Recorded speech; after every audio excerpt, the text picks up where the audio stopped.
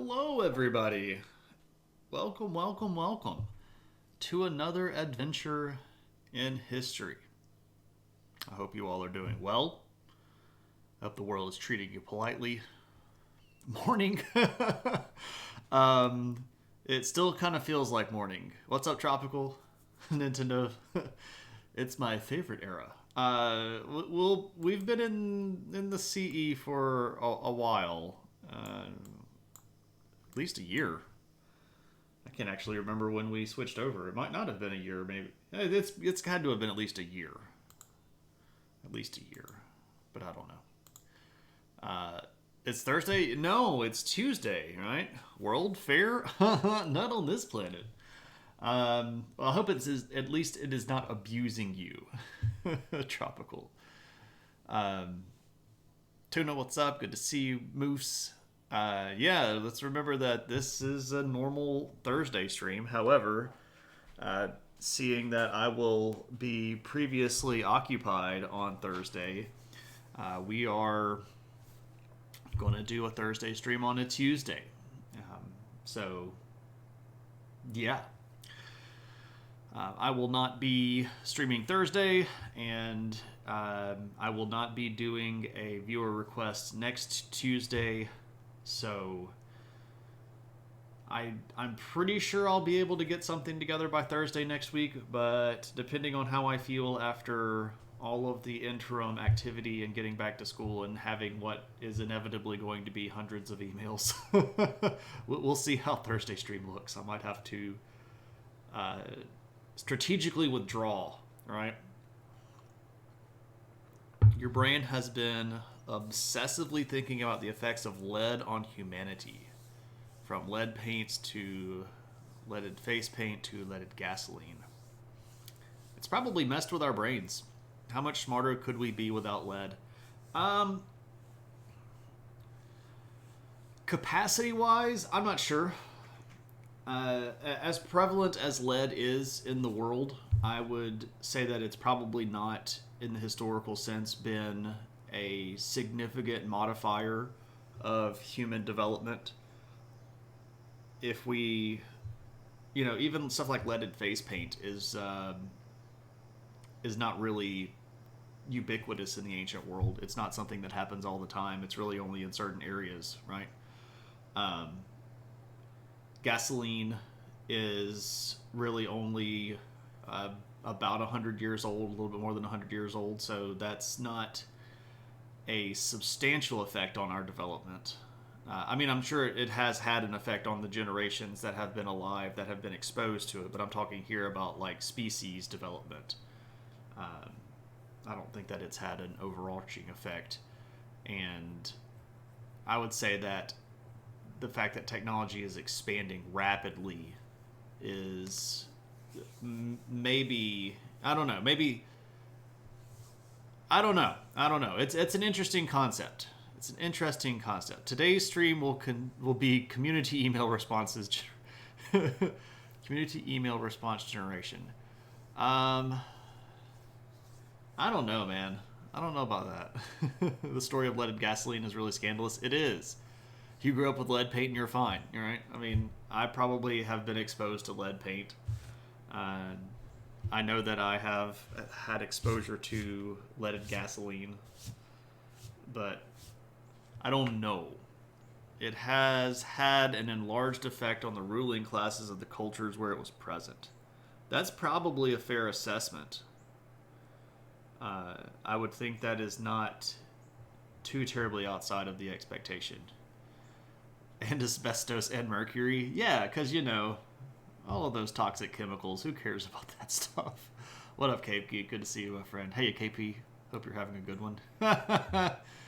No going live. Post on the Discord. Oh man, I forgot. Yeah, I was hanging out in Aristotle's channel, and I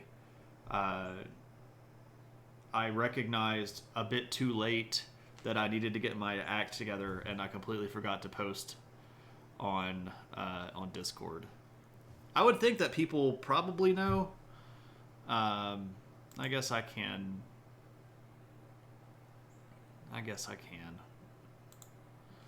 You ran from Eris's stream. That music is horrid. Yeah, I don't really care a lot for a lot of the modern rap stuff.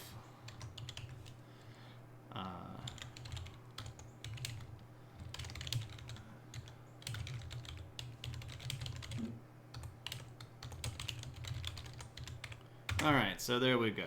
There's a message for everybody. Grand tuna. That's great. Anyway, I hope everybody's doing okay. Octopuses, octopi, octopodes. Octopi is correct. I guess technically all of them are theoretically correct, but octopi is the most correct. Octopodes would be then following that, and octopuses is just because English is a stupid language. So it is a distant third. Distant third. I thought it was octopodes that was most correct. Well, that's because people like Greek more than Latin, and I don't. So.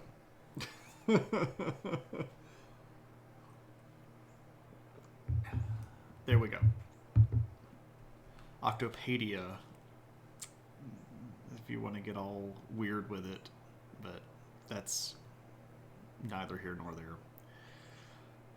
Okay, so yeah, I'm on stream on Tuesday talking about Adventures in History stuff, which is not normal, but again, I'm going to be out this coming Tuesday. I'm sorry, good gracious. This coming Thursday, I'm going to be traveling to DragonCon to hang out with K-Geek and help him at his table, and then be on a panel on Saturday, which I'm looking forward to. I just realized that I needed to send some stuff to a guy. Needed to do that today and haven't done that because, man, I've been off of my game today. I did not sleep very well at all last night. I got maybe 3 hours of sleep, and I've been dragging all day, just like trying to open my office at work with my house key and wondering why I can't get in. Like I was working on a test this morning and I tried to click save and I ended up closing the window that it was in, and I didn't lose it because luckily the teaching software that we use sort of automatically stores updates, but you have to sort of publish updates, so I didn't lose the entire test that I built. But it's just been a weird and long day. You didn't sleep well last night? Are you not entertained? Are you not entertained? Is that not why you're here? Thick raid. What up, Eris? Dun dun dun dun dun dun dun dun dun dun dun. My audio is real loud. Real loud. What's up, Blandon? I'm Spartacus. Metrand is Spartacus. I'm Spartacus. I'm Spartacus. I'm Spartacus. I'm Spartacus. I'm Spartacus. I'm Spartacus. Everybody's just piling on in. Welcome, everybody. No, it's going, like, okay. It would be going way better if I were not so sleep deprived. Bumwalls, yes, these are Gundams. I've got 3 over here, and then I've got like 1, 2, 3, 4 over here. Then I've got 1 over there. Then I've got another one over there, and then another one over there. Yeah. I occasionally build Gundams on stream. I haven't been doing that a lot lately. The beginning of the semester has been kicking my butt. I've got a whole bunch of crap at work this year. I have literally the most students that I've ever taught in my entire teaching career.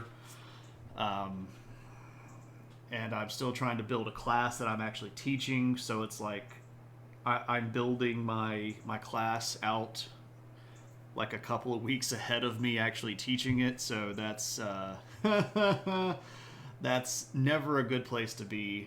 And I'm also supposed to be doing all of this training stuff and committee stuff. It's just been bat crap crazy. So I've been very quiet and still on my weekends. It's not that I don't love everybody. I will eventually get back to building Gundam stuff on stream. I've just been wanting to be very calm down on the weekends and not necessarily talk a whole bunch. And yeah, I've watched a whole bunch of TV lately. The Lego community here is being infiltrated by Gundam. Yeah? Good. I guess semester start is the busiest time. Yeah, the first like 2.5, 3 weeks of a semester, and then the last 2 weeks of a semester are always the craziest. Trying to get everybody associated with what they're supposed to be doing is always really tough, and then trying to deal with everybody freaking out that the semester is almost over, and then of course all of the grades and all of the paperwork and stuff that has to happen at the end of a semester. That's always really crazy. So first couple of weeks and the last couple of weeks are always just bonkers. And the first few weeks of fall semester are especially bonkers because you have a whole bunch of students that have never been to college before. So they really don't have any idea how anything works. So it's not only like helping them get acclimated to the actual class itself, but also things like, who do I go speak with to handle this problem? Or how do I do this basic thing? Or I don't understand how to use the college software, that kind of stuff. So it's always rougher at the beginning of the fall. So it's like that Looney Tunes where you build the train track right in front of the moving train. Yes, correct. That's exactly what I'm doing right now. Or any idea. Pretty much. Many hopeful students in the bus these days. Soon they'll despair and quit. It'll be quieter. I hope that's not the case. I really do. I don't like it when students despair. I go out of my way to try to make sure that students don't despair. Which of course makes it a lot harder on me, especially when I've got like 270 students, which is just ridiculous. It's just utterly ridiculous. I'm taking a class and I'm appalled at the level of challenge in your classes, less than middle school for my taste. Yeah, that's another thing that's happened over time. The expectation has gone up and the rigor has gone down. Had I a class like I teach in college, I would have laughed at it. But even so, students still fail miserably, which is unfortunate. But yeah. Anyway, that's around the bend. But I hope everybody's doing well. I hope you all are doing great. And I didn't even introduce myself because I'm so out of it. So for those of you that don't have any idea who I am, hello, my name is Shane. I teach college history and sociology. If you came in on Eris's raid, welcome. I hope that everybody's having a good day. We usually just talk history here on my stream, and we kind of have a theme of the stream, and today's is Islamic expansion, but we honestly just kind of chill out, and I'll talk about some stuff, and we'll end up like, we'll go off on tangents, and we'll talk about TV shows and movies and nerd stuff, and we'll compare really weird stuff through history, and it's supposed to be very non-threatening. I know not everybody had a great experience with history in your own personal history. Maybe you had a teacher that sucked, or somebody that wasn't really involved, or somebody that wasn't passionate about the subject. And I think that's sad, because history can teach us so much stuff, and there are so many cool stories that we don't get to tell in like World Civ class, because I teach World Civ, and I've got a semester to teach all of human history from the earliest beginnings of humankind, when we were becoming Homo sapiens, all the way up through the Protestant Reformation. And I've got a semester to do that. So there's just literally no way I can get all of that stuff in without cutting substantial, really cool stuff that has big impacts on the way that we live today out of the picture. So what I try to do on stream is talk about the stuff that doesn't get talked about. And I try to find the interesting things that I feel like people would be interested in hearing. So there we go. And they can't blame it on leaded gas like their parents can. Oh my goodness gracious. Lumpy, I appreciate that. Had a piece of good luck in the lab today that saved a lot of hardship. Positive news. Heck yeah. History touched you in bad places. Alas. Alas. All right. Okay, so let's pick up with our topic because we're 15 minutes in and I haven't said anything historic except for mumbled about it.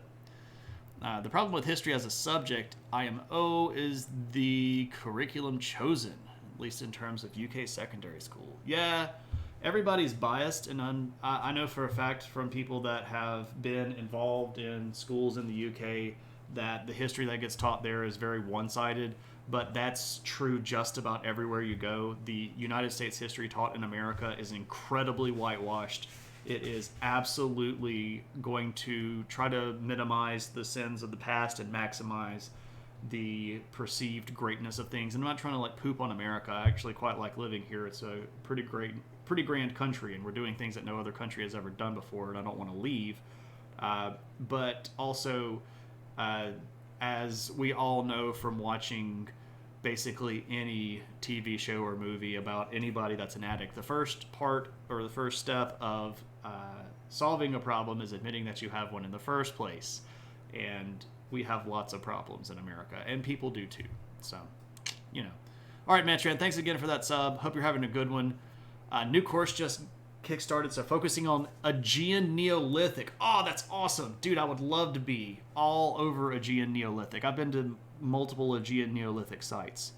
I would love that. That would be freaking awesome, Metrand. I am jealous of your studies. As always, if I can help with anything, just let me know. Still areas that can use improvement? Absolutely. I always love to focus on the part of the Constitution where it says a more perfect union. Not that they had created a perfect union, but the point of America was to make something more perfect, which is a progressive, active verb tense. Like we're trying to do something as we go. So we are supposed to be making this more perfect. All right. I guess the best bet for removing biases is reading literally everything you can. That will go a long way, but even if you're just you could be the most well-read individual in the world and still be super biased because everybody is inherently biased, right? Nobody is not biased. You can just do your best to minimize your bias. You can't ever really get rid of it. Is it true that American schools teach that dropping the A-bomb was good because it saved lives? Oh yeah, absolutely. That gets taught quite a bit. Yeah, that's pretty much what World War I looks like. No, you forgot. Doughboys saved Europe. Saved Europe. You got to put saved Europe against our will in there because we didn't want to go save them, but we did anyway. But that's a whole other story. We should progress because I will eventually flag with energy. I'm already feeling myself getting sleepy. All right, so if you were with us last Thursday, we talked about the formation of Islam as a religion, and I talked about the tenets of Islam and the teachings of the Prophet Muhammad, and we left with a map that looked like this. And the green areas here in the bottom corner are the areas that were at that point joined under the Caliphate of Muhammad. So a caliph, once again, is sort of like a combination general, pope, legislative branch, executive branch, and judicial branch. Effectively, a caliph is the ruler of everything and the commander of everything. So a caliphate is a government of a caliph. And by 632, upon the death of Muhammad, this is what the territory looked like. But, as we all know, it doesn't stay that way. So who becomes the next caliph? With Muhammad dead, who ends up taking over? Well, there's actually a bit of a debate about who gets to be next. And the guy that gets chosen to be next is a dude named Abu Bakr. And Abu Bakr got to be caliph because of mostly his connection with the Prophet Muhammad and his political acumen. So, when Muhammad was... Oh, sorry. Hey, Green Herring. I saw you and I said hello to you in my head, and then I didn't actually say it out loud. I'm losing my brain today. So, when Muhammad was making his big alliance, his sort of grand caliphate, he made treaties with a lot of different tribes of Arabs. And when Muhammad died, a lot of those tribes said, okay, so our alliance is now done. and the caliphate was on the verge of utter collapse. And one of the reasons that Abu Bakr was the correct choice here is because, number one, he was an older, well-respected gentleman that had a lot of access to social circles. Number two, he was also the Prophet's father-in-law. So he was in the family of Muhammad, and this is going to be an important theme that we're going to need to remember, that all of these people initially are going to be family members of Muhammad. So Abu Bakr takes over, and right away, he and the forces of Islam are going to have to fight in what are called the Ridda Wars. And this goes on for about a year and a half, almost 2 years, between 632 633, where basically Abu Bakr is going to have to go around and beat up all of the other Arab tribes and bring them back into subservience. They're going to try their best to revert to independent status. He's going to say, no, you didn't swear an oath to follow Muhammad. You swore an oath to convert to Islam. Islam is still around. I'm the new leader of Islam. You have to swear oaths to me. And there was some carrot, negotiation, but there was also some stick beating negotiation.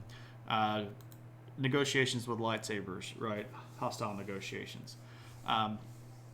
And Abu Bakr was successful in sort of bringing everybody back together. Yeah, by hook or by crook, you're going to come back, because that's what we said. And there's going to be a consensus eventually that Abu Bakr is the right way to go. He was not always very well liked. He was not the first candidate that a lot of people wanted, because Muhammad's son-in-law, this guy named Ali, was also around. And instead of going like backwards in a generation, maybe they should go forward in a generation, and maybe Ali should become caliph. So there's a little bit of squabbling, but eventually Abu Bakr is going to solidify everything. He's going to manage to get everybody on board, and then he is going to start solidifying and expanding the territory controlled by Islam.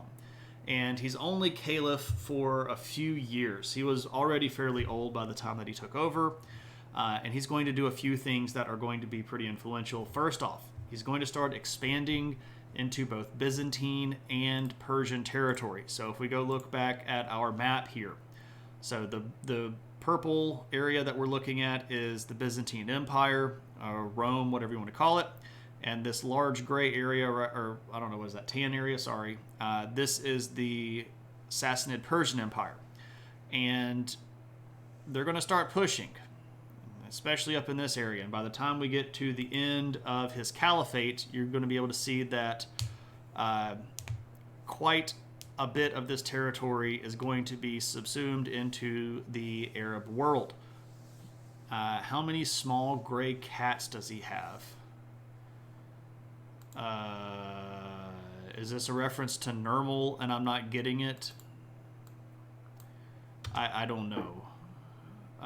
If this is a reference to Nermal because Situation Nermal, that thing that I showed the other day, I don't get the joke. I'm sorry, I'm so slow tonight. I miss the jokes anyway most of the time, and I'm like extra slow tonight. Anyway,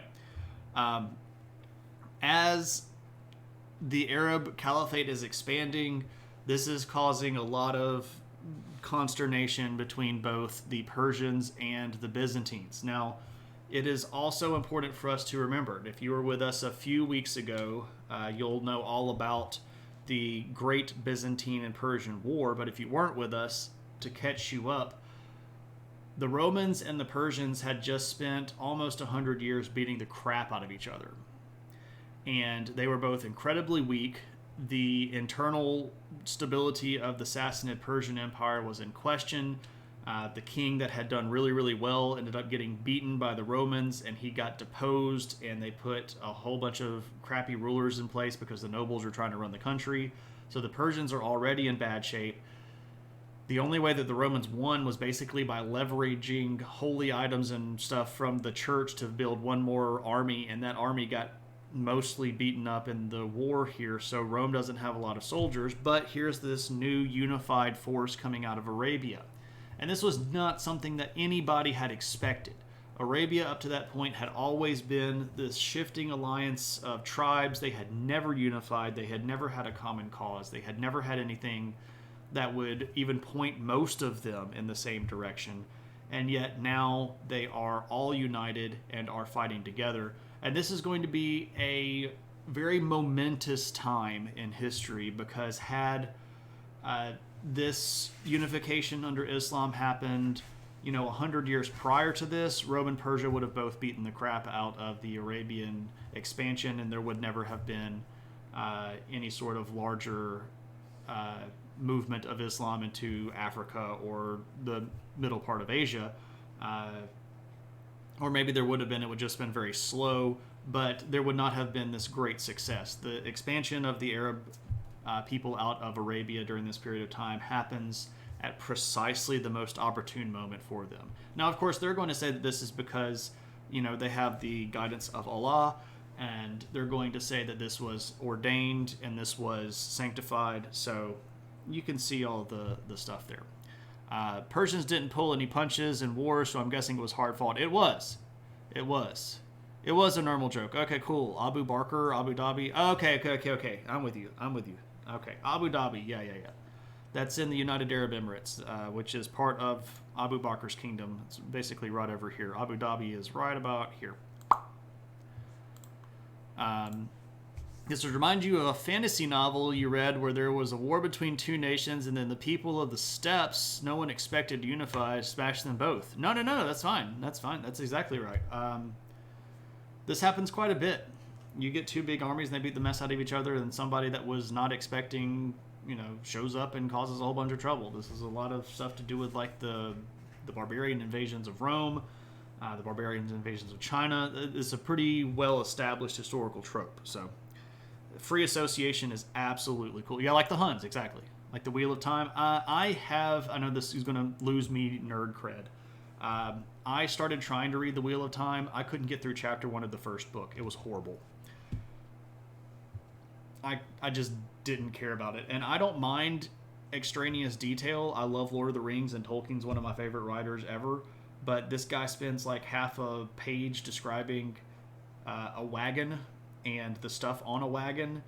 And this is the way that you open the first chapter of this supposedly sprawling historical epic. No. Just not gonna. I'm not gonna. I even tried listening to it on audiobook and couldn't get through the first chapter on audiobook. You barely finished the first book. You didn't finish them. You got to 8 or 9. Yeah, and that's another thing. Like I don't know how I was supposed to care about what was happening, but maybe I didn't give them enough shot. Perhaps the Federation and Xeon beating the crap out of each other, and then the Titans causing a ruckus. Except the Titans were given power because the Earth Federation needed somebody to hold down the rebels on Earth, and then they gave the Titans power. Because the Titans usurped their authority, that's inconsequential to the larger fact that they were given stuff. But also, Tad, good to see you. How's it going?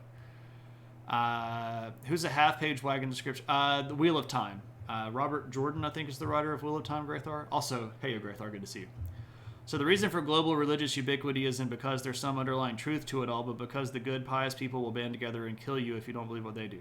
There's a value of that, Vipers. I can't say that doesn't have a substantial amount of validity to it. I know that was supposed to be like tongue-in-cheek, but also that great biting sarcasm that you're at where you can't tell if you're being really serious or not. But yeah, there's a lot of truth to that. Yeah, and so the Titans were part of the Federation, and then the Federation needed some thugs, and they gave the Titans more power, and then the Titans just took it over, right? I'll give you Karaba. The Aeug never really got their crap together, in my opinion. I'm going to go with Karaba because I also kind of like the DJ, and I'm partial to those characters. But anyway. Okie doke. So Abu Bakr, he is alive until 634. He gets really sick, and he knows that he's going to die. In an attempt to keep people from arguing over who is going to be the next caliph, he just picks a guy named Umar and says Umar will be the next caliph. that is the end of the statement. Done. Okay, so who is this Umar guy? Well, he's a pretty close friend to Muhammad. He was one of the first Islamic converts. So he was a convert to Islam prior to Muhammad even getting kicked out of Mecca. So this is like really early on, right? Like in the 600s.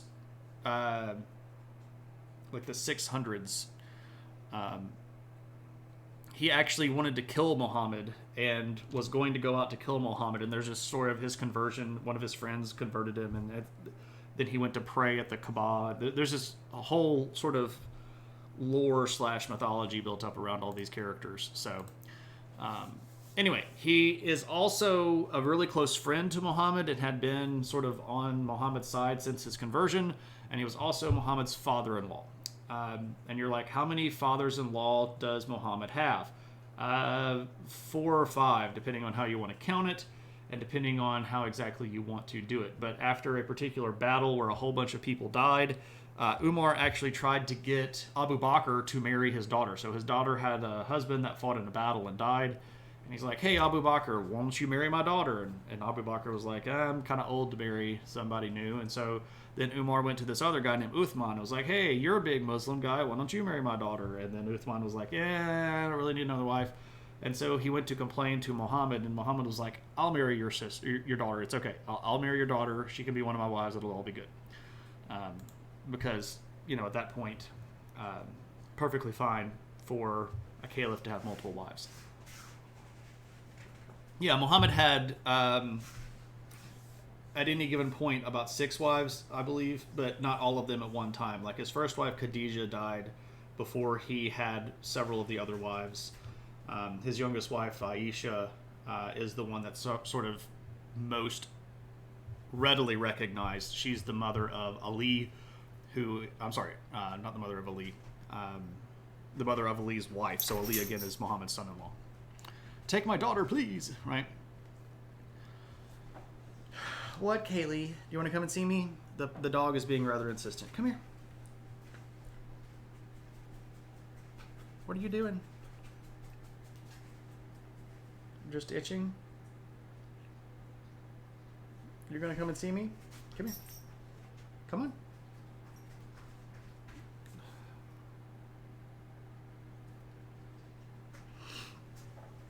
You want to come over here and see me?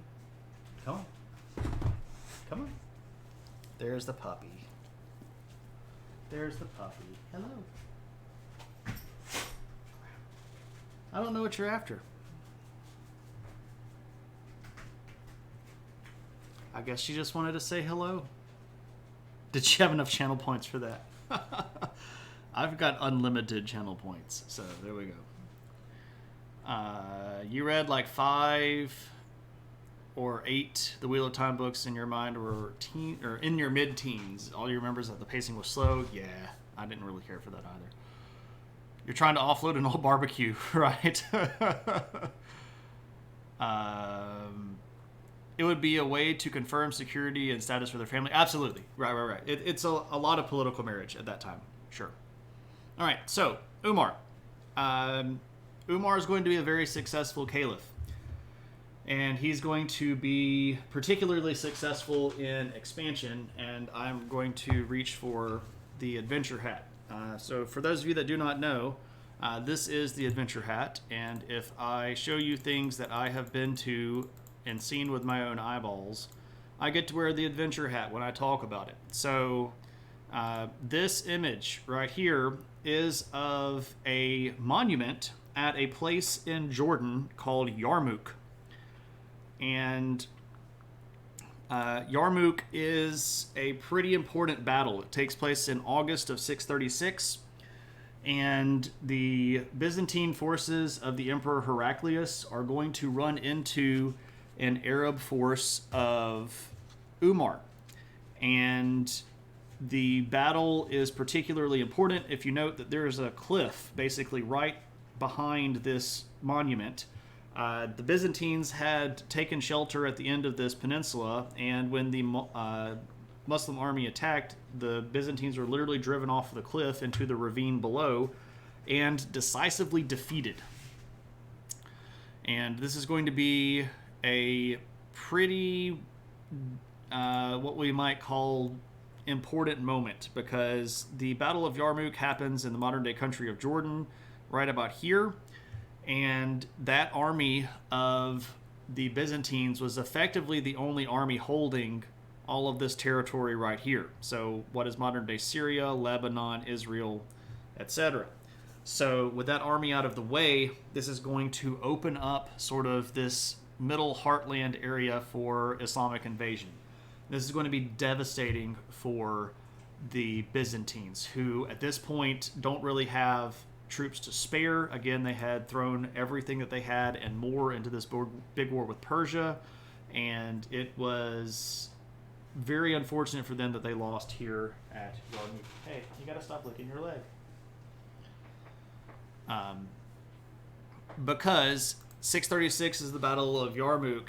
By 637, the Byzantines are going to lose control of Antioch, which is right here, and Jerusalem, which is right here. Now, that's not just losing two cities. Let's remember that for Christianity, Antioch and Jerusalem are very important cities. These are what were called patriarch cities. These were two of the 5 cities that were considered to be the leaders of the entire Christian community on earth. So this is like losing 2/5 of the Senate or something like that, right? Or 2/5 of the Supreme Court or something like that, right? Yeah, I mean, stela and monuments are typically rather phallic in nature. You know. There we go. One more victim of the biggest blunder in all of history, getting involved in a land war in Asia. Yeah. Well, it's a messy fight. And in the span of 2 years, the Byzantines basically lose control of all of the Levantine region. And of course, what that is going to put at risk next is Egypt. And man, the Byzantines have to throw basically everything that they have left at trying to hold on to Egypt. Egypt has historically been the place where you go to get food, and the Byzantines needed to hold on to that food, that population, and that tax base. And over the period of time from 640 to 642, there are going to be some slugfests between the Byzantine army and the Muslim army under Umar. And by 642, the Byzantines are going to lose control of Egypt. So at that point, the Byzantines are bereft of a lot of their traditional territory, and they lose Alexandria, which is also a patriarch city. So now they've lost 3/5 of their big Christian cities. Also, going over here into the Persian world, Umar is also expanding over into Persian territory, and the Persians are not handling this very well at all. At all. They have a really big battle in 642 at a place called Navahand, which is sort of right around here. And when the Persians lose at Navahand, this is going to basically open up all of the Persian heartland to invasion. And the Persian emperor at the time is this guy named Yazdegerd. So this is him right here. He's technically Yazdegerd III, which is funny because it rhymes. Yazdegerd III. But anyway, he is going to try everything that he can to put together armies to help fight off these Arabs. He's going to contact people as far away as India. He sends embassies all the way to China asking for help. He reaches up and contacts Turkish people in Central Asia asking for help. And basically everybody's response is, we're kind of happy that you're dying, because the Persians had been a dominant power in this region for, centuries, and everybody was kind of excited to see them take one to the chin. A lot of people realized way too late that meant they were going to be on the forefront of a new, very avid, expansion-minded kingdom. Random question. Did the Persians actually use war elephants, or was that just Hollywood? Okay, so yeah, the Persians did use war elephants, but they had not used those for almost 1,000 years by this point. So most of the elephants in warfare are really going to happen in like the 400s to about the 200s of the BC era. So if you're talking about Persia, there are really three big Persian dynasties, and they're not all related to each other. So the first one with like Xerxes and Cyrus, that's the Achaemenid Persians, and they're in power from like the 580s or so BC all the way up through what is basically the conquest of Alexander the Great in the 300s. And then Alexander's over that for a while, and part of his breakaway empire is called the Seleucid Empire, and they control that territory for another couple hundred years. And then by the switch over from BC to BC, or BC to CE, we get another group called the Parthians, and sort of the Parthians are like the second big Persian empire. But the group that we're talking about now is the third big empire called the Sassanids.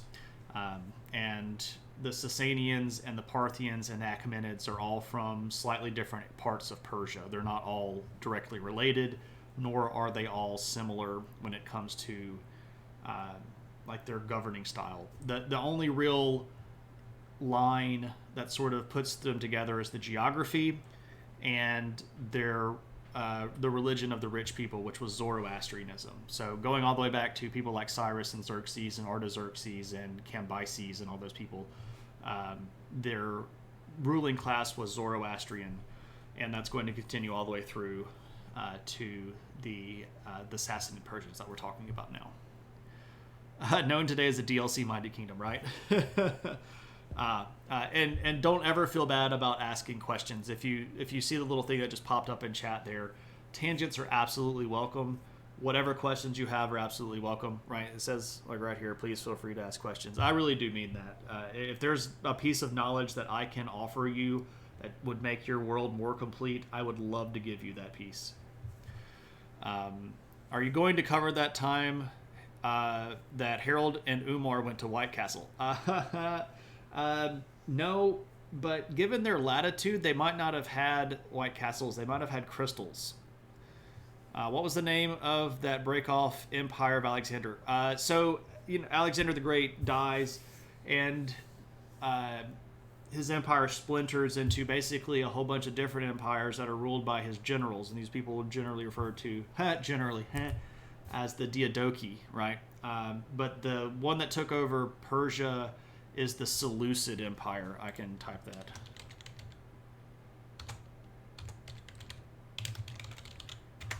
Named after Seleucus the Great, who was the guy that sort of set that up. He's one of the big generals of Alexander the Great. And they were in power all the way up through... they fought with Rome during Rome's expansion. Very much welcome, Mr. W. Always welcome.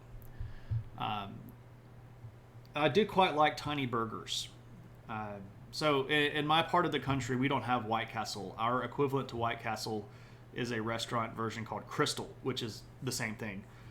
Very small steamed burgers. I love them. I'm one of the only people that I know that love them, though. My wife cannot stand them. Several of my friends don't care for them at all. I know that KP, who's in the chat, doesn't mind them, but I don't think that they are his favorites. One of my friends that has occasionally been in the chat, but not for quite some time, was sort of my go-to pal to get Crystal Burgers, and he now lives in Kansas, so it's a little far to go get Crystal Burgers, right? Yeah. All right, man. Do your lurk. Hope everything. They're quite good. I like them a lot. Is the scene in the Kingdom where Saladin has a chest of ice in the middle of the desert in the heart of summer? How is that possible? How possible is that? It's not impossible. A lot of that stuff came out of the mountains, and like just to give you an example, I've been to Jordan, which is if we put on the modern borders.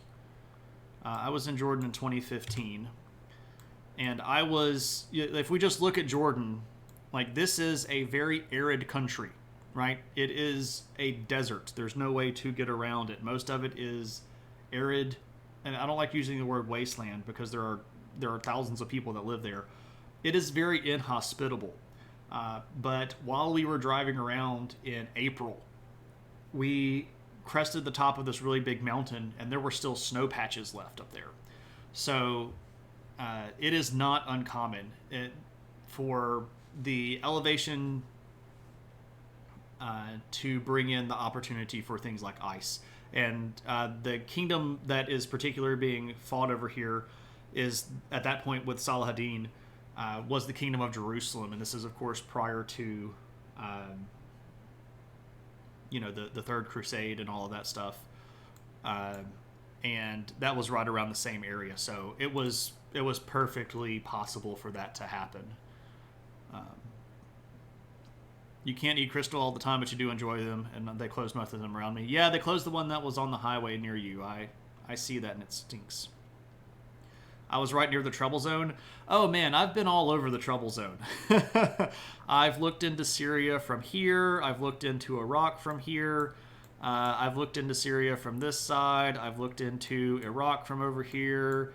I've been within a rock throwing distance from Iran. Up here with Armenia. Where else have I been? Well, I guess that's pretty much all. I've been to Jordan, and I've been to all over Turkey. If I had an opportunity, I would go to Syria and Iraq. I just would not do it with the current situations going on. Yeah, Gorbachev died today, so he was 91. So personal. The trip with Jordan had students on it. So I was going with another colleague to sort of co-teach a class, and then the two trips that I've made to Turkey have both been personal research, doing archaeological research stuff. Could I do a stream on the Children's Crusade sometime? You wrote a paper on that in college, but you still can't believe that it occurred. We've briefly talked about that, Mr. Nubby, but yeah, we could. Hang around, and when it comes time to do viewer requests, throw that one in, and we'll definitely talk about it if it gets picked. And of course, you can always save up points to the point where you can buy one.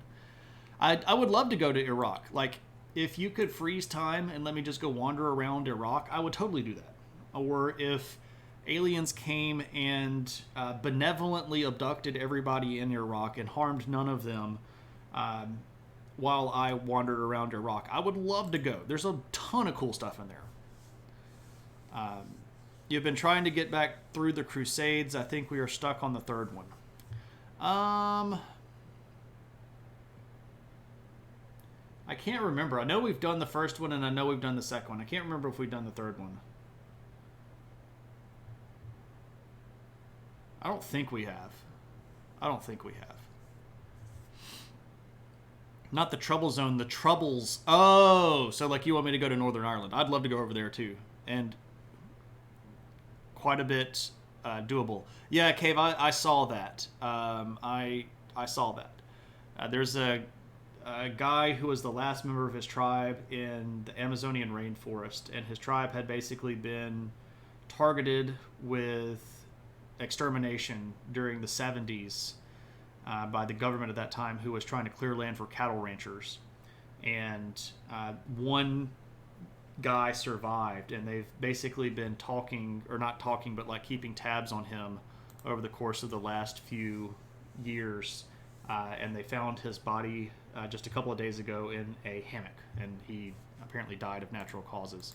But he was the last member of his tribe, which is I don't know. It's always a moment of sadness because that is a lifestyle that is forever gone. Um, I'm not trying to say that one lifestyle is any better or worse than another, but I think all of them are inherently valuable, right? That stuff interests me most about the Crusades, all the stuff relating to the Baphomet statues and the Crusaders. Yeah, a lot of that stuff is unfortunately overblown in history. A lot of people always try to look for salacious stuff and like the really sketchy detail stuff, and at best, the accounts that we have from that period of time are sketchy. Um, there's no way to tell a lot of that stuff whether or not it's true or whether or not it's just completely fabricated.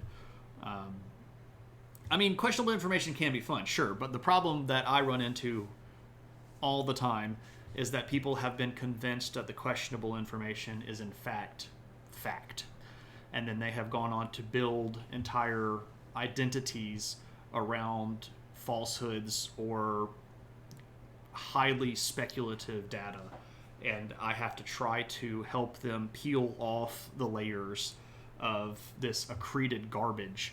And sometimes it's like the way that I look at it sometimes, you know, if you break a bone and the bone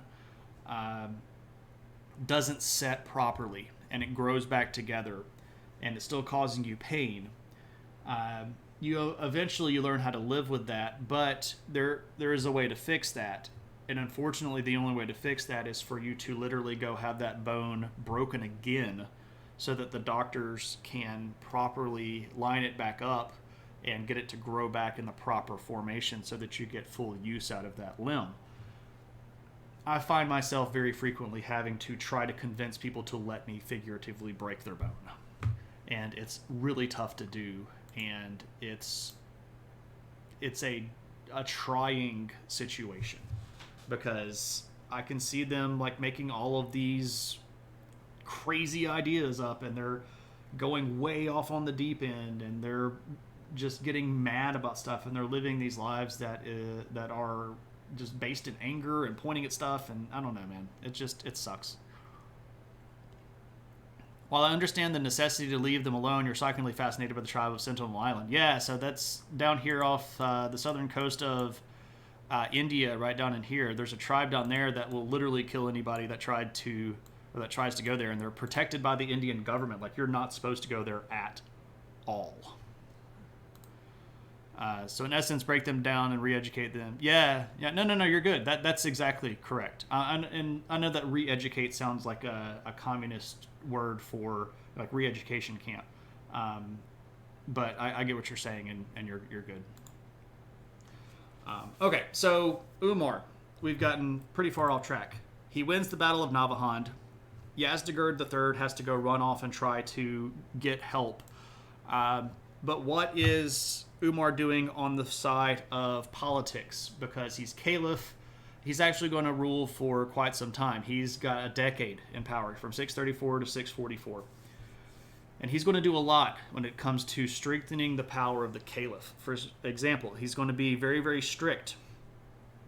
He's one of the first, like, really big, open, very conservative Muslim caliphs. And he's a letter of the law kind of guy. And he institutes corporal punishments, including things like whippings, beheadings, like public mutilation, where, you know, they'll chop your hand off or your leg off or your arm off or something like that. Public executions all the time. And this was done to instill the fact that the caliph was the head of the religion, but the law was the religion. So he's the chief lawmaker, but he's also the chief priest, or the intercessor between Allah and man. So this guy had to he felt rather like he had to crack the whip. And he got a lot of this from his father, who abused him as a child. And in turn, he brought that sternness and that strictness to the caliphate. And this is going to also keep a lot of those tribes in line that thought, well, maybe Abu Bakr's gone now, so maybe we can kind of filter away. Umar was like, no, if you're part of Islam, I'm running you. You have to do what I tell you to do, and that's the end of the story. He also is going to be the first caliph to institute provinces, because at that point, things had gotten pretty big. And under Umar, this is the territory, right? They had added a ton of territory, right? So now we have basically all of the Middle East. We've taken Egypt, and he had even expanded up into northern Africa. He had taken most of the Persian territory. You note they really only have a few little scraps left over here that would have been part of Persia. He's expanding all the way over to Afghanistan. So he's got to do something to sort of keep this thing operating. And he is going to institute provinces under governors that are given the title wali. And these are going to be directly chosen by him, and they're going to be directly answerable to him. So if they do something wrong in their territory, he can call them, kill them, punish them in public, replace them, etc., etc. So this is going to go a long way towards centralizing the rule of the caliph and establishing the caliph as the go-to person. Now, that doesn't mean that everybody loves Umar. In fact, quite a few people don't love Umar. Did they have colonial policies akin to the Europeans? Similar, but when it comes to colonies, if we're using the word colonial, what we're trying to mean here, and you can correct me if I'm wrong, but typically when we would describe a colony, what we're going to do is take a part of our population and send them a far distance away to a territory that's not necessarily connected to our own, and have them establish a community there that then gets back into contact with the home territory. And in that way, they were not doing that yet. If we fast forward to the late 800s and 900s, there are Muslim colonies that start popping up, and most of them are down here in Southeast Asia. As the Muslim Caliphate expands over here into Asia, they start hooking into this larger seagoing Silk Road trade that's happening between Africa, the Arabian Peninsula, Persia, India, Southeast Asia, and China. And there are going to be little pockets of Islamic territory that pop up all over Southeast Asia and over here in India. They're not necessarily going to try to set up political organizations, so they're not going to try to set up local governments or things like that, but they are going to be in economic contact with the home country, right? So they are still going to be in that area trying to proselytize, trying to convert locals, trying to get as much territory and property as they can, because this was for the larger benefit of their particular caliphate or their particular emirate or whatever their allegiance is going to tie back in Central Asia, right? But yes, for that. A friend just got back to me, and we're going to go watch Justice League Dark Apocalypse War. Cool. I've never seen that. I hope it's good. I quite like the magical side of DC. So like Constantine and Swamp Thing and Black Orchid and Detective Chimp and Zatanna. All of those characters are pretty near and dear to my heart. I do really enjoy that. And Spectre, oh man, Spectre's so good. And The Question kind of gets in there because he's kind of magical, but I don't know. Anyway, I hope it's a great movie. I haven't seen it myself. Yeah, I love that stuff, man. Yeah, good to see you, Bumholes. I hope you have a good one. Hope it goes well. The animated movies of DC are genuinely better than the live action versions, and I'll fight for that. I'll fight for that.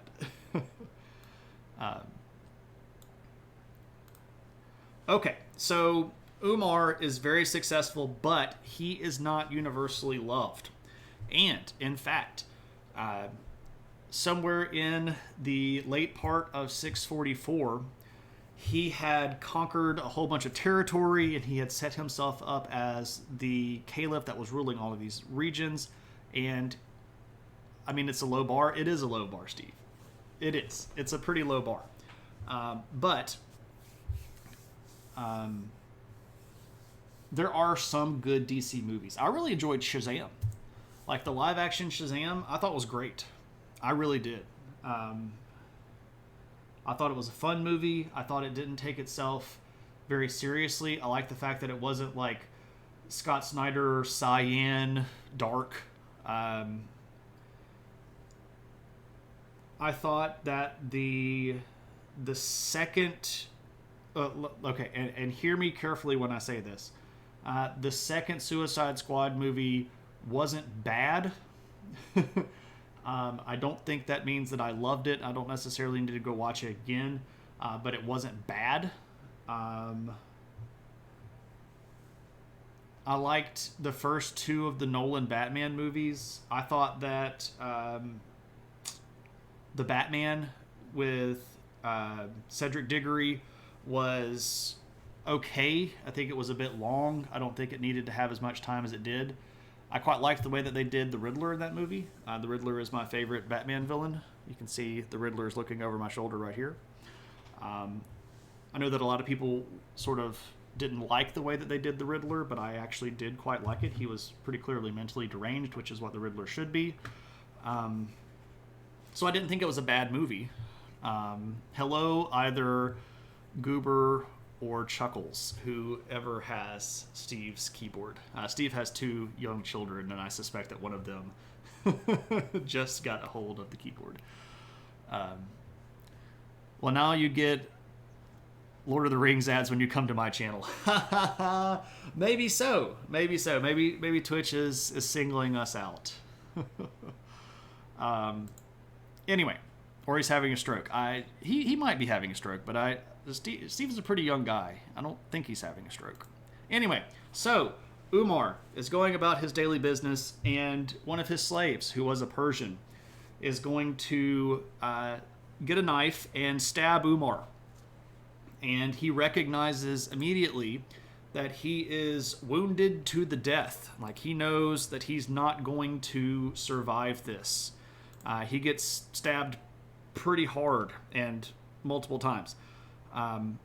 So before he dies, there's this sort of like, like the scene where the person's going to die, and there's this really long, protracted period of time where they have this sort of like death speech, and you're like, aren't you supposed to be dead? Like, come on now. Anyway, before he dies, so he's stabbed, he knows that he's going to die, but before he does die, Umar calls together 6 people that are the leading Muslim people that are around him, and he calls them to him, and he says that his final command to them as caliph is for these 6 people to pick the next caliph. So he leaves it to a committee decision, and then he dies. The period where the villain is giving the monologue so that the good guys have enough time to show up, kill him, and save the hero. Yes, exactly. This is the monologue part. Right, so Umar appoints this committee, and these committee members are going to debate, and the guy that they pick to be the next caliph is a guy named Uthman. Uthman is also part of the family. He is Muhammad's second cousin, and he is also Muhammad's son-in-law. He had married one of Muhammad's daughters. So this guy, once again, Muhammad, his father-in-law, another one of his father-in-laws, his second cousin / son-in-law. So all of the people that have been caliphs so far are related to Muhammad. And again, that's important. Now, in this committee, some people, including Ali, who was Muhammad's son-in-law, really thought that Ali should be caliph. But he was young, and there had been some potential trouble with maybe his lack of leadership qualities, and Uthman is going to edge him out.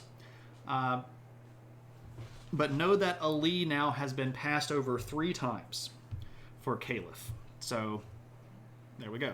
Leave it to a committee and die. The ultimate cop-out. Right? I don't know who's supposed to be next. You all pick. I'm going to die. Peace. So, yeah. Uthman is caliph from 644 to 656. And this guy has quite a bit of stuff going on in his world. So, first off, what's he going to do? Well, he is responsible in 651 for fighting the final battle that ends the Sassanid Persian dynasty, right? So the Persians after 651 are going to be wiped out. Their empire had been completely conquered at that point by the Arab expansion, and the last emperor, Yazdegerd III, is going to die. It's the end of an era in Persia. Prince Ali never will be the caliph, will he? Yeah, pretty much. There we go. What's up, Evolve? Good to see you, man. We are talking about Islamic expansion tonight. I gotta do some shout outs. Everybody in here is hanging around, and I haven't done any shout outs. Go follow Noger. He's a smart dude and does philosophy, and you'll learn a lot from him. I didn't even shout out Eris, and he rated me. How horrible is that? Go follow Aristotle. He's also a very smart dude, and he rated me, and you should go follow him because he's cool. Go follow Evolve Yourself TV. Really smart dude, and you'll learn some stuff from him. I'm developing a theme here. Lumpy Dragon Potato, really smart dude, and does Minecraft, and you'll like it because he's got a delightful sense of humor. Steve Sketches, go follow that guy because he's a really smart dude and does good art and rants about stuff that I also would like to rant about on stream. So all of these people are amazing, and I consider them friends, and you should too. And you should go, ooh, crap, I forgot.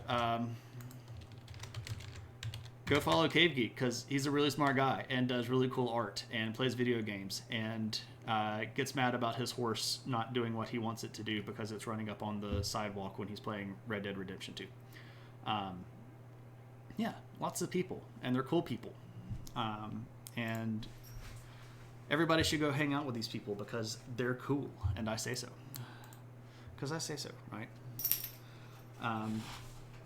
Shane rants vicariously through me. Yeah, I telepathically send Steve all of my rants, and then Steve just like feels the motivation, the spirit come upon him, and he rants for me. All right, so Uthman, he is the caliph. He's going to take out Persia. That's a big deal. He's also going to start expanding further into Asia, both in the region here, which is the kingdoms of Armenia and Albania, right around in this region, and also north of the Oxus River, which is in what is modern-day Uzbekistan, Tajikistan, this fun region up here that had previously been controlled by Turkish people. And this is one of the first times that Muslim people are going to come in contact with Turkish people. And it won't be too long before those Muslim people are basically hiring the Turkish people to come in and be their cavalry, right? I take all the risk, Shane reaps the rewards, right? Might explain why Steve is always ranting. Possessed by the ire of a teacher would do it. Yeah, man, if I could like vicariously possess people and just send them all of the teacher ire. Junk Collector, I don't think I said hello to you, but hello. Good to see you, Junk Collector. Hope you're having a good day. Or good night, or whatever it is where you are. I think it would be good early night, or good evening. All right, so expanding more, beating up more people, conquering Persia. Also, let's build some bureaucracy, because we've got regional governors that were put in place under Umar. What about all of the fun bureaucracies that are going to do stuff like collect, loot, and taxes? There's a really interesting concept here that Muhammad set up during the expansion that was carried through by other caliphs. When the Muslim territory was expanded and they took in new cities and those cities got looted, there was a portion of that loot that had to be set aside for the larger community. So this is like the caliph is going to look at all of the loot of the city and divide it up among the generals that were fighting with him, And a portion of that is just understood to be sort of like community chest, right? Where everybody is going to give a portion of that to the caliph, and the caliph is going to have this giant slush fund that he can use to address needs of the larger community, because the caliph was seen as the head of a community, not just a government or not just a religion, but a community. And this brings with it the idea that we're all supposed to take care of each other. If you were with us last stream when we talked about the tenets of Islam, we talked about the 5 pillars, and one of those pillars was charity. You were supposed to take care of the community. You're not supposed to let people be without food, be without clothes, be without necessities, and the caliph's job was to make sure that everybody had what they needed. So in a certain way, they're practicing a version of socialism through loot. We go conquer a city, a good chunk of that is put into the social slush fund to distribute out to the people that need it, right?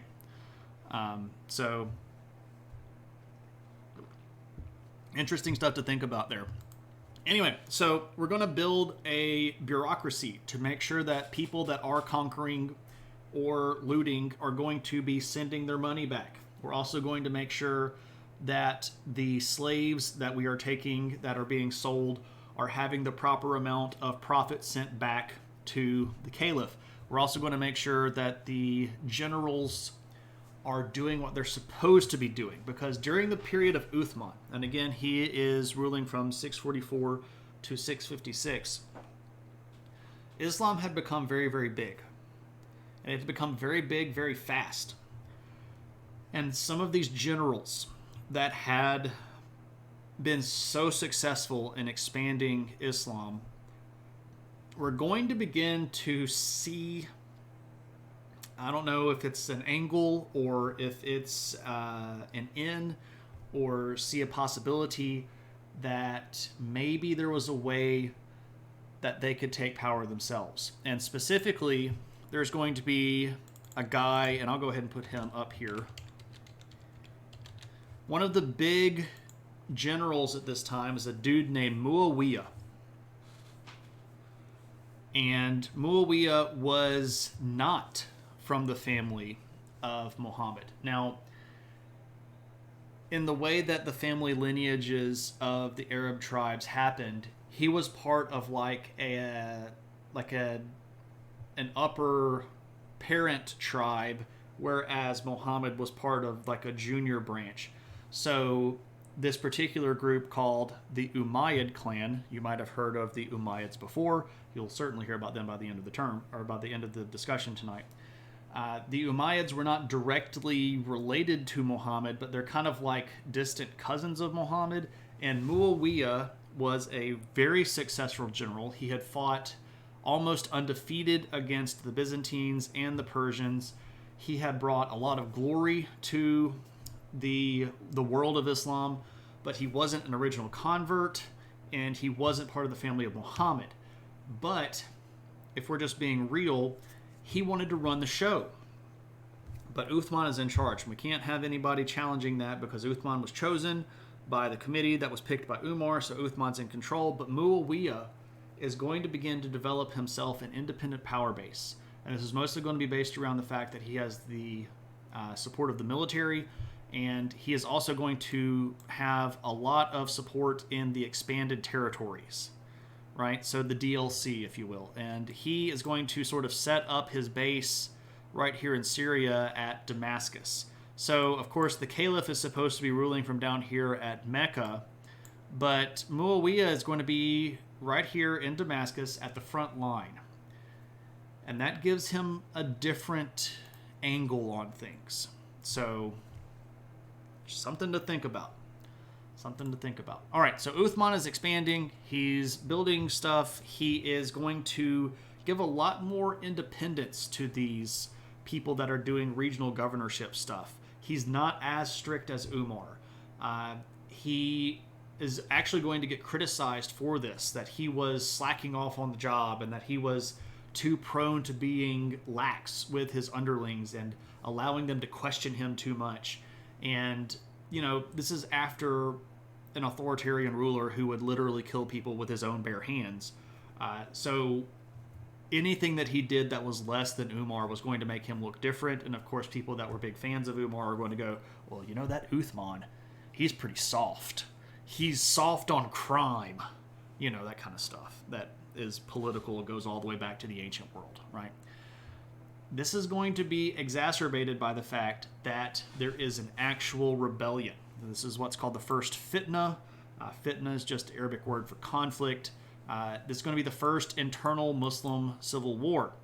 And what happens is that there's going to be a breakaway between Egypt and the Levantine region and basically all of the other part of Islam. And the revolt from Egypt is actually going to spread down here, and they even send an army to take Mecca. And these Egyptian Muslims had expressed a little bit of a different appreciation for different rules. Egyptians had a very strong independent mindset. They did not necessarily like being part of this larger empire that they didn't like in the first place.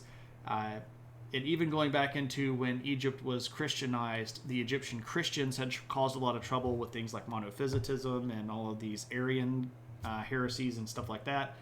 So it doesn't really make a lot of surprise that when they started converting to Islam, they're going to come up with like an Egyptian flavor of Islam.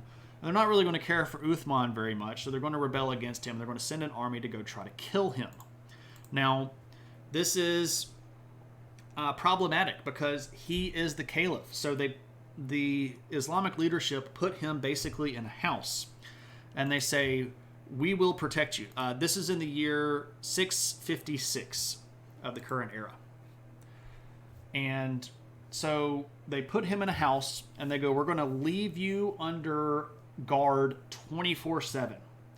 We are always going to have people watching you. We are always going to have people that are going to be right there to react if somebody tries to get to you. We've got you covered. And so far, things had gone fairly well, but this is a very fated moment, and it seems scandalous and it seems sketchy, but this is actually going to be really important to the development of Islam as a whole. Uthman was in his home, and the bodyguards that were standing outside of his door were the sons of Ali, right? So these are the grandsons of Muhammad. And let's not forget that Ali had been passed over 3 times for caliph at this point. And while the sons of Ali were supposed to be guarding the caliph, an assassin sneaks in and kills Uthman. Now, that looks really shady. The sons of the guy that a lot of people think should be caliph just so happened to be on guard when Uthman, see what you did there, when Uthman gets killed, right? So what's up with that? Is this like, Jeffrey Epstein gets put in jail and then because he's going to testify against people, he miraculously kills himself? Was this actually the way that it appears to be? No, it's not suspicious at all. There are immediate outbursts of anger against Ali and his sons, and they say, you let them do this. You're craving the power. You wanted this all along, and you were the one that told your sons to do this. You let those people in. They killed the caliph. This is all your fault. So Uthman at this point is dead. And it's fair to say that he did do some expansion. If we look here, he's going to add this little bit right here. He's going to add this little bit right here. Also not shown, a little territory right around the bottom edge of the Caspian Sea. This is sort of the last little bit of the Persian holdout that fell when he defeated the Persian Empire. So now we need to pick a new caliph. And things at this point are going to be even more sketchy. Because at this point, Muawiyah, who wanted to be caliph, might actually have an in. Because he's going to be like well, we shouldn't really pick Ali because, he could have been the one that got Uthman killed.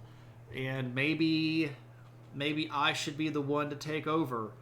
But there is enough momentum behind this idea that the caliph had to be related to Muhammad that Ali does get elected. So he is the fourth caliph, and he is going to be caliph from 656 to 661. Now, when he got offered the position, he supposedly goes, no, I'm very reluctant to take this. I don't really want to take this. I know that there are a lot of people that don't want me to take this. I don't want to take this and cause trouble. But let's be real. He wanted it. He had been trying to get the position for decades at this point. He wanted to be caliph. He just had to act like he wasn't super excited about it because of the sketchy stuff that had happened with Uthman, right? If he had been gung-ho to take the position like, oh, look, Uthman's dead. Hey, caliph, put me at caliph. People would have been even more suspicious about this. So he has to be like demurring, and he has to go, well, I don't know, like, do you all really want me to be caliph? I mean, I will if you really want me to be, but only if you really want me to be. And he has to do all of that hemming and hawing stuff. But this is just going to, and I just realized that I goofed up, but I'll tell you how in just a second. He had to play it cool. Yeah, exactly, Moose. He had to play it cool. Shane with the Ring of Power. I don't know if I would be able to resist the Ring of Power.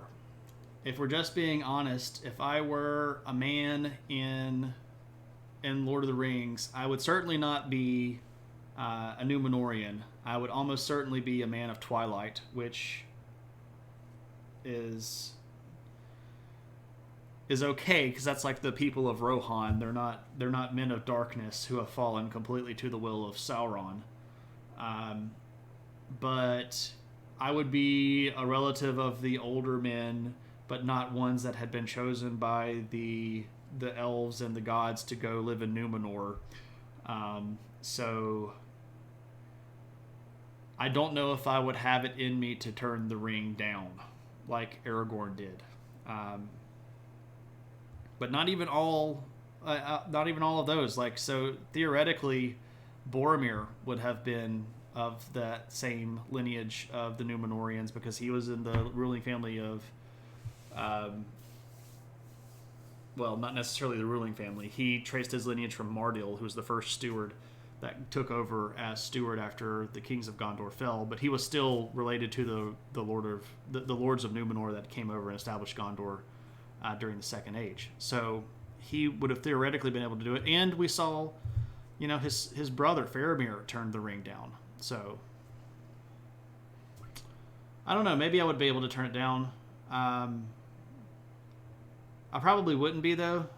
I would probably put it on and try to claim it as my own, and the Lord would then, crush me and turn me into some sort of thrall. I would not, like, if I had force powers, it wouldn't take me longer than an afternoon to go Sith. I have a pretty bad temper. It's just the reality of the situation. Is this Ali Cassius Clay named himself after? I would think maybe. So like Muhammad Ali, Muhammad and then Ali. Quite possibly. Turn the ring down? Oh man, the ring would destroy me, but we'd have so much fun on the way. Right, Junk? What's up, Magnificent? Couldn't turn down a ring. Wouldn't have been doing that for generations. Yeah. And Galadriel had the ring offered to her, and she turned it down. So, solidarity. Note to self, stay on Shane's good side. We joke all the time, Green Herring, that I would not be a good person in the post-apocalypse. And I don't really know how much we're actually joking, just to be honest with you.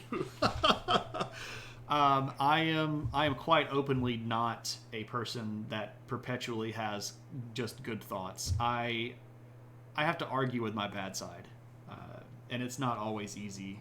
I mean, I'm not like going to go kill people, social convention and not wanting to go to jail and also not wanting to kill people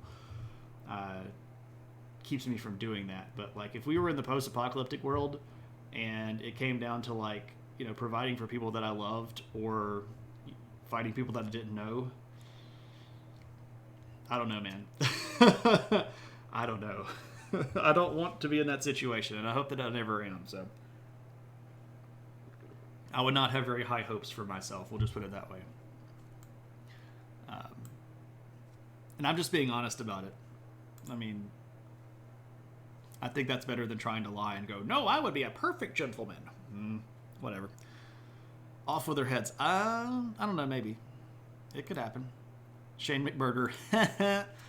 Okay, so I made a goof earlier. I said that under Uthman, when the army went from Egypt down to attack him, this was called the first fitna. And that was not accurate, and I need to correct myself. There was a rebellion in Egypt that took over Egypt and the Levantine region, and I missed that by just a couple of years because that happened under Ali, not during Uthman. So I apologize. That was me getting my facts a little bit out of order because I'm losing my mind very slowly. But the first fitna is the same thing that I described, but not under Uthman, almost immediately upon Ali. And it is an outgrowth of the army that got sent out of Egypt to go kill Uthman, so it's related. It's just not immediately the same thing, if that makes any sense at all. Is thinking about post-apocalypse life a thing? Honestly, never done it. I mean, when you are... so hypothetically, if a person is historically minded and sociologically minded like I am, I run scenarios in my head all the time. And I try to game things out, and I try to think about what would happen if, So I have run apocalypse scenarios a lot, and even written some literature that takes place in my own version of post-apocalyptic America. So it's just something that I do because I like telling stories and I like thinking things out and I like playing the what-if game. It's one of the reasons I like history so much. In the post-apocalypse, I definitely start a weed farm and get murdered. Well, maybe you could use the weed to keep people from murdering you. I guess it's possible. I wonder if Joaquin Phoenix ever did The Walking Dead and thought about post-apocalyptic world. The Joaquin. Haha, there we go. You assumed most people did? Yeah, Graythar, I don't ever assume that people think the way that I do because I perceive myself to think very oddly. And I don't think that I think the way that most people think. But anyway, so Ali becomes caliph. There is immediate conflict with the Umayyad clan, specifically with Muawiyah, who basically tries to make himself co-caliph. He does not necessarily succeed in completely taking over the position. Ali is still caliph, but there is this situation with the first fitna, where there is a violent revolt, and Islam is going to basically split between the followers of Ali and the followers of Muawiyah, and they are going to basically come to an impasse.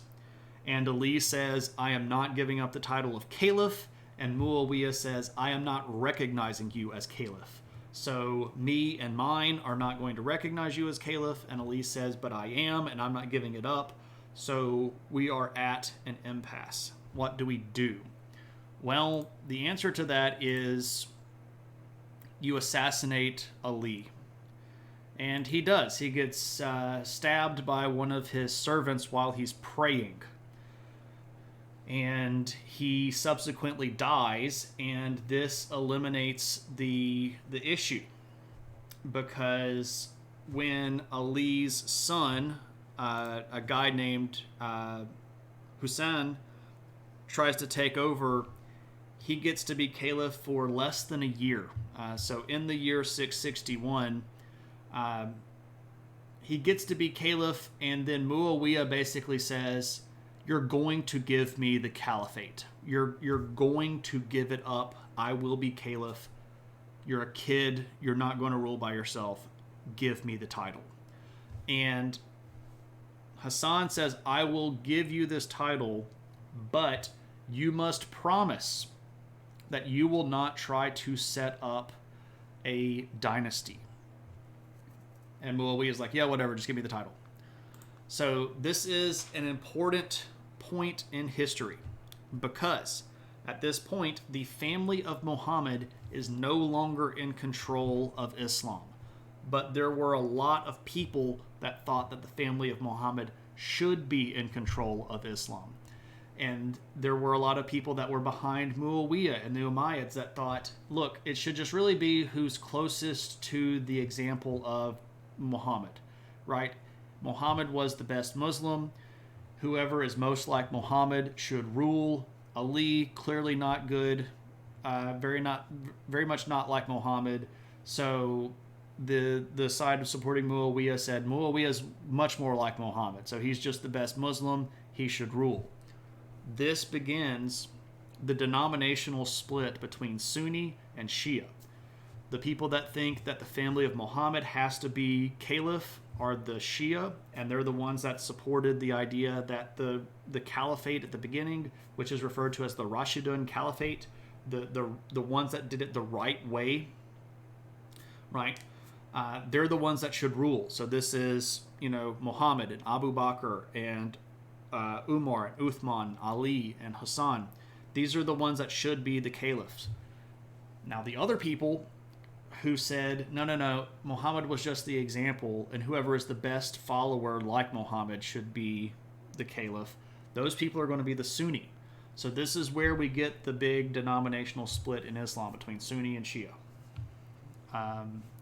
Let's see. You light the weed from on fire, you chill out roving horde. Yeah, you get eaten by a gimped mass cannibal once the munchies set in. Oh no. After the heavyweight champion grew close with Malcolm X, he announced to reporters that he is renouncing the name Clay, citing it as a slave name, and instead taking on the name Cassius X, concerned that Cassius would stray from the Nation of Islam. Elijah Muhammad offered him a new name to secure his allegiance to Muhammad Ali. Well, there we go. I did not know that came directly from Elijah Muhammad. But thank you, Tropical, for looking that up. Yeah, it's a balancing act. Sometimes it turns out to be such a thing as actually just really common. Yeah, maybe so. So Muhammad did not directly name Abu Bakr, no.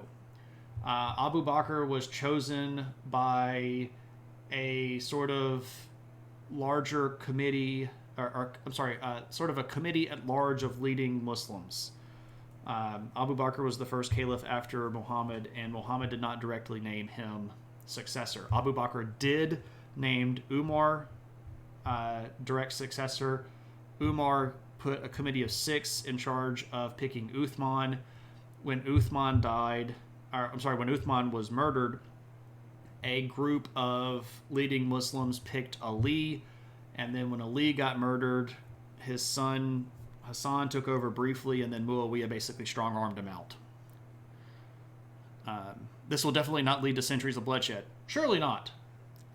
It's such an interesting contrast with early Christian schisms, which are all super esoteric theological disagreements. Correct.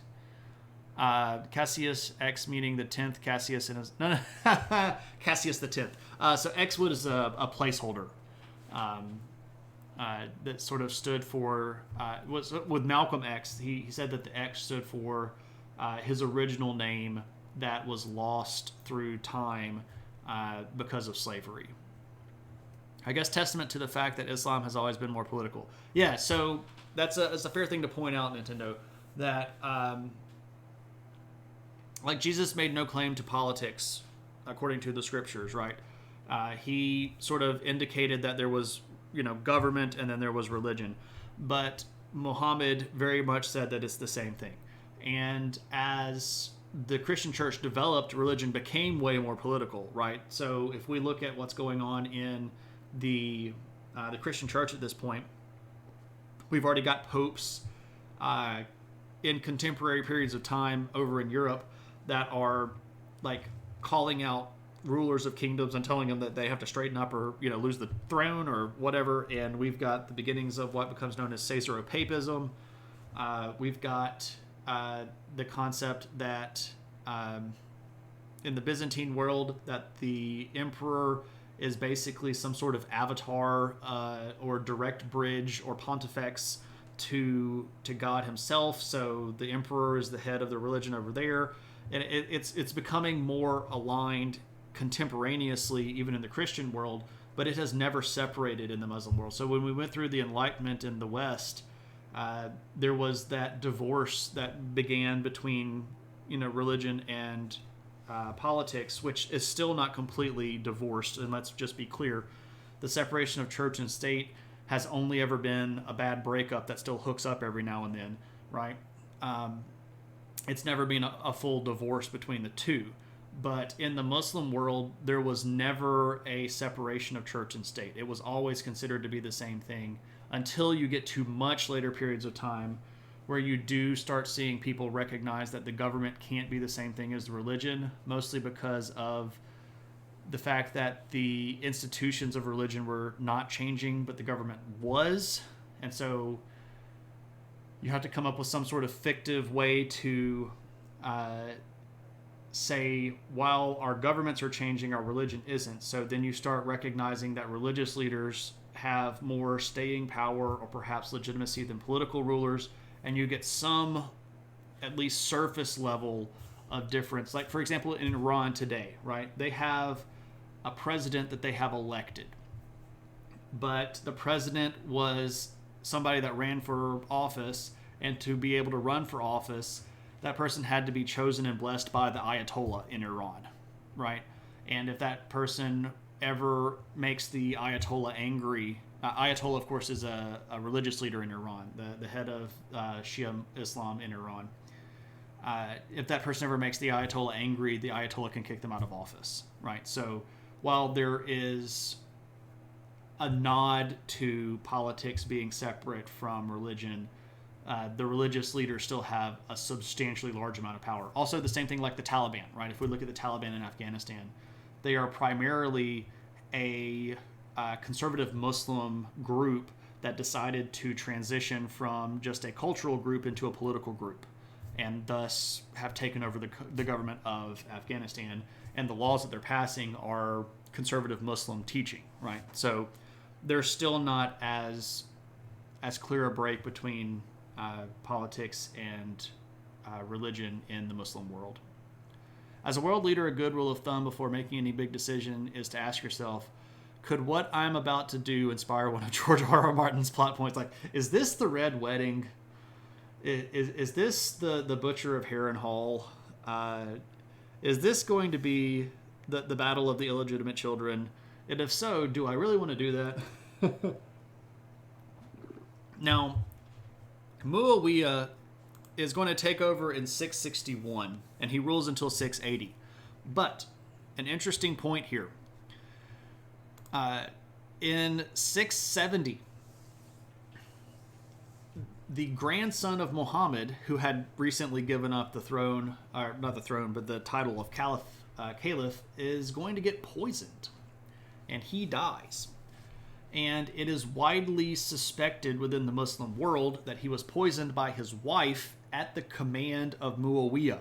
So this guy sort of picking off potential challengers down the road and establishing himself as undisputed champion, right? And another interesting thing, check this out. This is a coin of Muawiyah. And you're like, okay, no big deal. It looks like a Sassanid coin. Well, it is. It's based very heavily around Persian motifs, and even goes as far as putting the Persian crown on Muawiyah. But if you know a lot about Islam, you might go, well, what is up with that idea that you're not supposed to have images of people in Islam? You're not supposed to make images of people that are head of the religion, because the story or the teaching says that individuals are not supposed to be worshipped or revered. They're just supposed to be examples, and looking at their image is blasphemous. So why does Muawiyah have a coin with his face on it? It's a great question, and the answer is he didn't really care. because he was a very different kind of ruler. So the Rashidun Caliphate are the ones that were the family of Muhammad. When Muawiyah takes over, this begins the Umayyad Caliphate.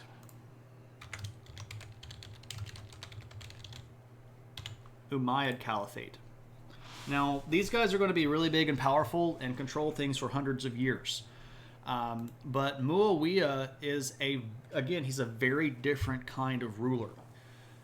He is going to recognize that the empire that he is ruling is a very diverse one that is full of people with lots of different political backgrounds, ideological backgrounds, religious backgrounds, and he's going to establish something that was very questionable to a lot of Muslims.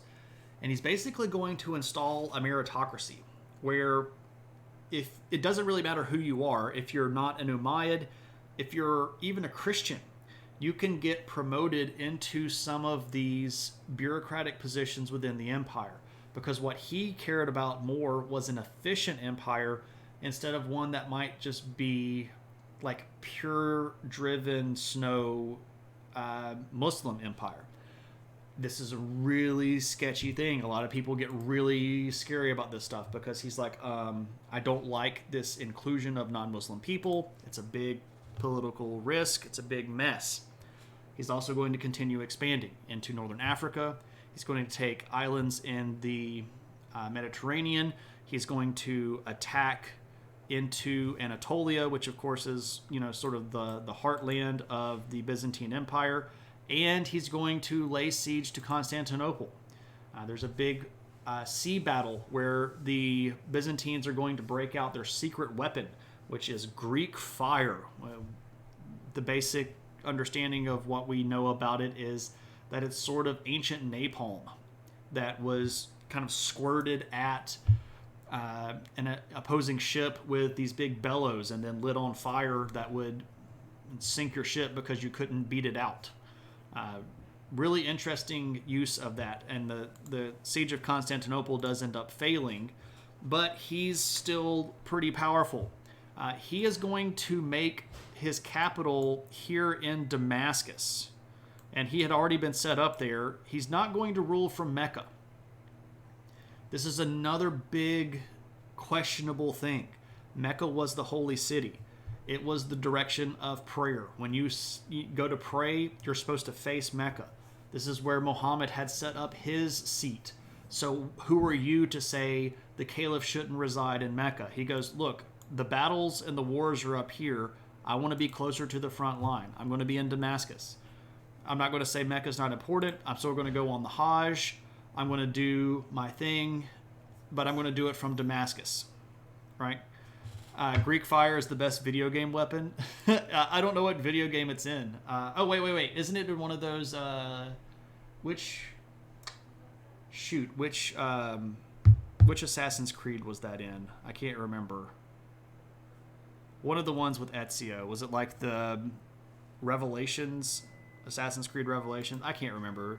The second and the third Ezio games stink. I don't really care for them at all. So Muawiyah is going to change the game. He is a powerful leader. He expands the territory. He's going to change a lot of the sort of standard operating procedure of the Islamic Caliphate, and things run better. And this actually sort of burns under the skin of some of these people, especially the ones that are going to be the beginning of Shia, right? Because they're going to say, he's going to be horrible. He's going to fail. He's going to ruin Islam. We're going to get driven into the ground by this guy's policies. And then he gets in and he's successful. And it burns them because they had expected him to be punished by Allah for his wickedness and his usurpation, but he's winning. And it bothers them to no end. You must face Mecca. Yes, geodesic curves are only permitted. Yeah, right.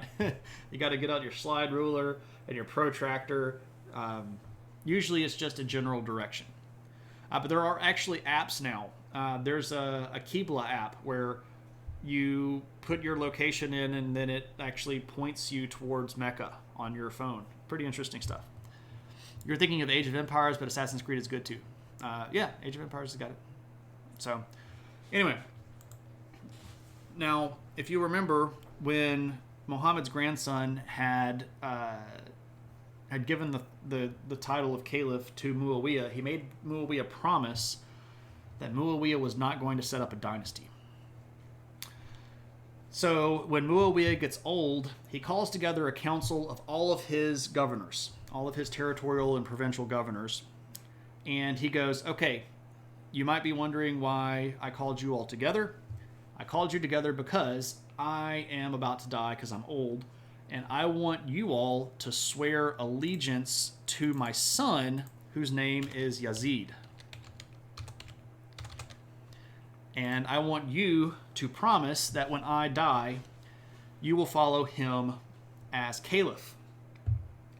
And a lot of people do, but some of them don't.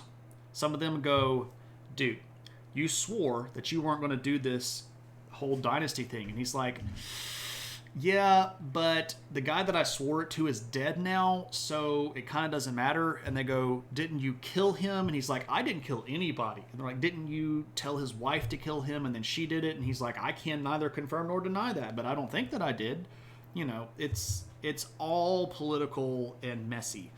And when Muawiyah does die, Yazid does take over, but he immediately has to face a rebellion by Muhammad's grandson. Ali had two sons, Hassan and Hussein. Hassan was the guy that had taken the title of caliph and then gave it up to Muawiyah. Hussein was the younger one that was still alive. And speaking of Greek fire, did you happen to watch the video you posted in the Discord, Don't Hex the Water? I watched the beginning of it, and it got, and I'm not, this is not a comment against you or anybody. It got real boring, and I've heard everybody talk about prophecy so much that it just, I turned it off. I watched like 10 minutes of it, maybe. It makes some historical claims, and I wondered if you'd agreed with them. I don't know if I got to the point of the historical claims. I got through the introduction myth things about the two different cities, and then I got to the point where it was talking about how modern governments basically watch everything that we do and companies watch everything that we do, and at that point I was just like, yeah, I kind of know where this is going, and I turned it off. Just be honest, I don't like to bluff about things or make stuff up. So if you can give me a specific like timestamp where it talks about those things, I'll go back and watch it, but 20 minutes is a long time for me to dedicate to something that I'm going to just kind of snooze through. And if it makes you feel any better, I don't even watch TV shows at full speed anymore. Like, I'm watching Star Wars Rebels, which is a show that I actually really like, and I'm watching it at double speed so that the episodes are only like 10 minutes long because I've got too much stuff to do. Anyway, Yazid. He takes over. Immediate revolt. The grandson of Muhammad, named Hussein, is going to lead an army against him. This is the Shia supporters. And they're going to say, you can't be caliph. The family of Muhammad should be reinstated. Yazid, who has the support of the vast majority of the military, are going to corner Hussein. They're going to kill most of his army. And then the story goes that Yazid actually got off and fought Hussein man to man and slew him in single combat. And the story is actually kind of interesting because this gives Yazid the opportunity to say, well, look, we fought in single combat, and if Allah had wanted him to be caliph, he would have killed me. But Allah clearly wants me to be caliph because I killed him. Now, whether or not this single combat thing even happened is highly speculative. But that's certainly the story that got circulated. One way or another, Hussein is dead. So, going to put yourself in an early grave living like that.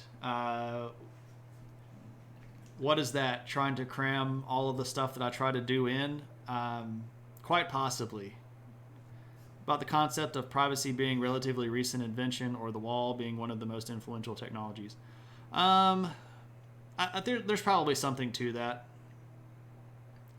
It's probably not as complicated or not as deep as the video puts it up to be. But I mean, people have understood privacy for a long time. It's very different now than it used to be in the ancient world, right? We all used to go poop in the same big room in Rome, and everybody would share the same toilet sponge, right? So that's not the same level of privacy that we have right now. I would say that it's not necessarily being driven by the desire for privacy. I would say that what is happening is that in our modern culture, the individual is becoming more important than the group, and we are tailoring things towards individual experiences instead of group experiences, and with that comes a greater expectation of privacy, and it's not privacy driving it, it's stuff like ego and greed.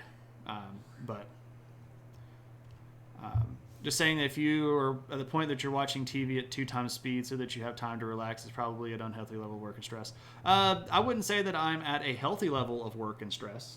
I'm probably at a very unhealthy level of stress, just to be honest. The world is kind of crazy right now, and things will calm down. But yeah, stress.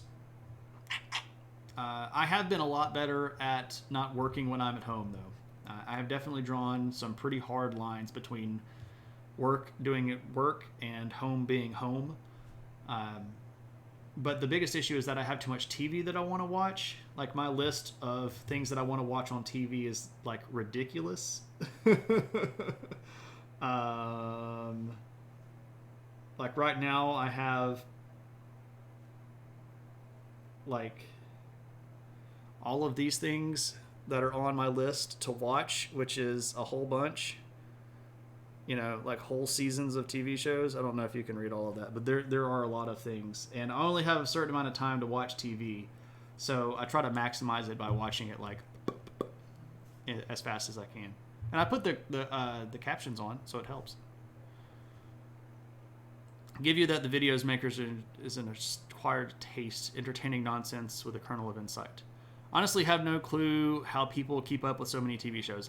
The answer is they don't do anything but watch TV, because I surely can't keep up with it. Anyway, this is Yazid. And you're like, wait, more coins with people's faces on it. Again, the Umayyads are different. The Umayyads are different. So we've got people with coins. So Yazid. He's going to do some pretty good stuff for the world. He's going to kind of solidify Islam. He's going to expand a little bit, but he's going to run into some trouble, most notably over in northern Africa. So the expansion of Muawiyah had put them all the way over here at this point in northern Africa, and they ran into some trouble with some tribes right around here, specifically a group of people called the Berbers. Who are in modern-day Morocco and Algeria. If you want to know where that is, this is Morocco, this is Algeria. So the Berbers are going to rebel. The island of Crete, which had been taken, is going to revert back to control of the Byzantines. Yazid is not necessarily going to be the most successful of leaders. He is going to have a fairly decent run of things. When we look at it, he gets more good than bad, but he doesn't rule for very long. He actually dies rather suddenly. The story goes that he got thrown from his horse and crashed his head on a rock and then died. So that's kind of odd. He's going to be followed by his son, a guy named Muawiyah II, who rules for just a few months before he dies from sickness. And then he's going to get followed by his by another family member, a guy named Marwan, who is also going to only rule for a little while. So if we look at this is Marwan. Another one of these coins with a face on it. Now, when Yazid died, there was quite a bit of chaos that happened. And then again, Muawiyah II ruled for maybe 3 or 4 months as caliph, and was sick pretty much the whole time, and then he died, which further exacerbated the rebellion issues. So Marwan, who is going to only rule for a little bit more than a year, has to spend his entire caliphate reuniting the caliphate.